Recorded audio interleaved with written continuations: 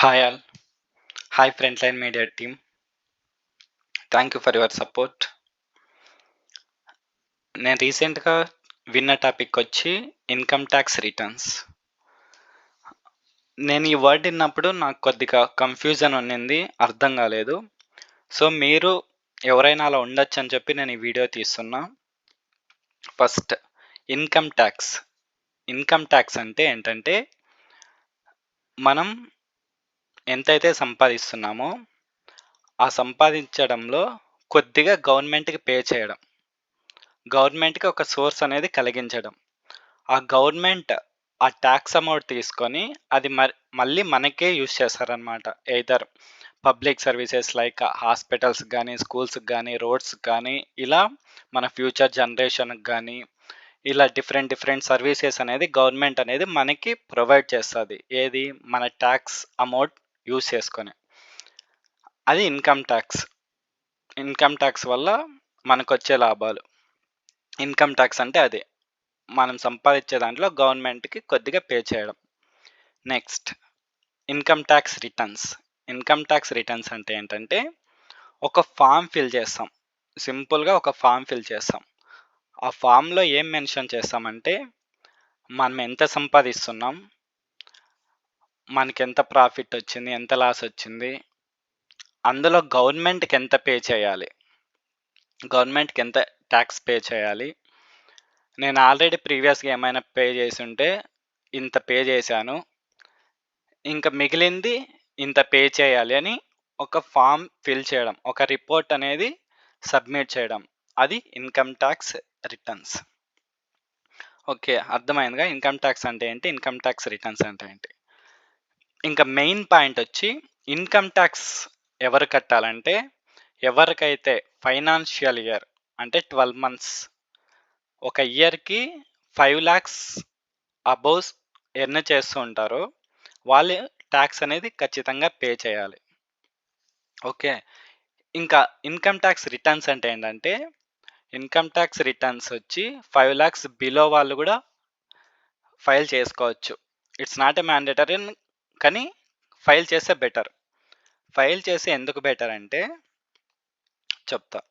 ఇప్పుడు income tax returns file చేయడం వల్ల మనం ఏవైనా టాక్సెస్ పే చేయకపోతే, మేము పే చేసామని మన దగ్గర ఒక డాక్యుమెంట్ లాగా ఉంటదనమాట. ఐటీఆర్ ఫైల్ చేయడం వల్ల. సో, టు అవాయిడ్ పెనాల్టీస్ లేకపోతే మనకు లోన్స్ ఎవరైనా ఏదైనా బిజినెస్ స్టార్ట్ చేయాలనుకో, ఖచ్చితంగా లోన్ తీసుకోవాలి. ఓకే. మనకి లోన్స్ ఈజీగా రావాలంటే మనల్ని ఐటీఆర్ ఫైల్స్ అడుగుతారనమాట. So, income tax return file చేయడం వల్ల అదొక బెనిఫిట్. లోన్స్ ఈజీగా వస్తాయి. ఇంకా వీసా ప్రాసెసింగ్ కూడా ఐటీఆర్ ఫైల్ చేసుకోవడం వల్ల ఈజీగా అవుతది.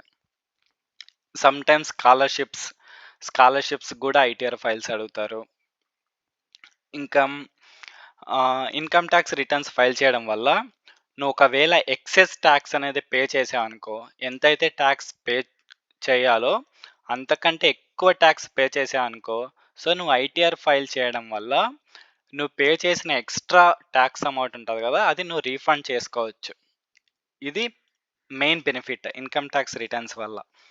ఇది ఇన్‌కమ్ టాక్స్ రిటర్న్స్ వచ్చి ఎవరికైతే 2,50,000 పర్ యానమ్ సంపాదిస్తూ ఉంటారో, 2,50,000 పర్ యానమ్ అబోవ్ ఉన్న వాళ్ళందరూ ఇన్‌కమ్ టాక్స్ రిటర్న్స్ ఫైల్ చేసుకోవచ్చు. కానీ టాక్స్ వచ్చి ఓన్లీ 5,00,000 అబోవ్ ఉన్న వాళ్ళు మాత్రమే టాక్స్ పే చేయాలి. 5,00,000 బిలో ఉంటే అది బెనిఫిట్. టాక్స్ పే చేసే అవసరం లేదు. ఓకే. ఇంకా ఈ ఐటీఆర్ ఫైల్ చేయడం వల్ల ఇంకా ఏం బెనిఫిట్ ఉంటదంటే, ఇప్పుడు నువ్వేదైనా బిజినెస్ స్టార్ట్ చేసుంటావు.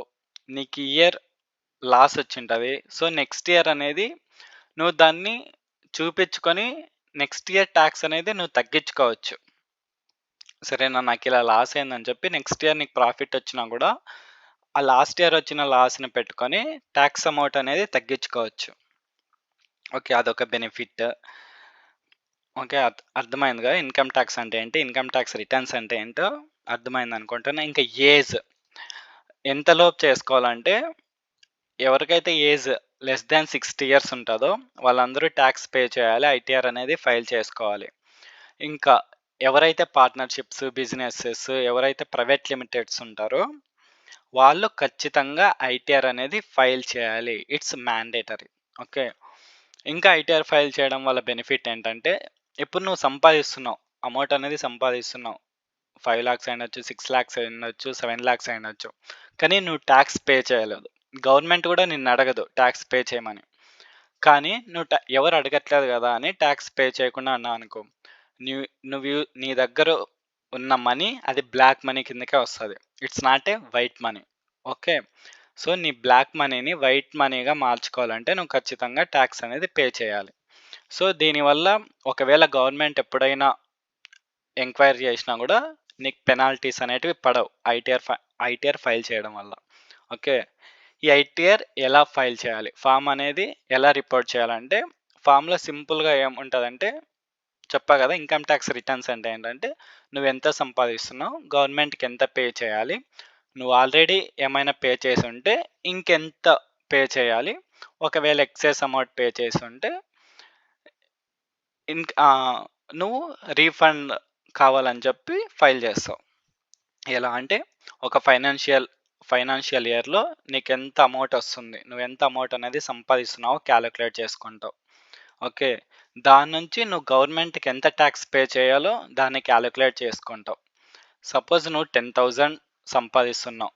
సో, నువ్వు గవర్నమెంట్‌కి టాక్స్ 1,000 పే చేయాలి. నువ్వు ఒకవేళ 1,500 పే చేసావనుకో, సో, నువ్వింకా ఎంత 1,500 పే చేసుంటావు. సో, నువ్వు పే చేయాల్సింది ఎంత? 1000. సో, నువ్వు 500 అనేది రీఫండ్ చేసుకోవచ్చు. ఇది ఐటీఆర్ యొక్క బెనిఫిట్. ఓకే. ఒకవేళ నువ్వు 1000 పే చేయాలి. 500 పే చేసావు. సో, అది రిపోర్ట్ చేస్తావు. ఇంకెంత పే చేయాలి? 500 పే చేయాలని చెప్పి రిపోర్ట్ చేస్తావు. అలా ఐటీఆర్ అనేది మనం ఫైల్ చేస్తాం. ఐ థింక్ నేను నాకు తెలిసింది మొత్తం చెప్పాననుకుంటా. That's all for video. Thank you. Thank you so much.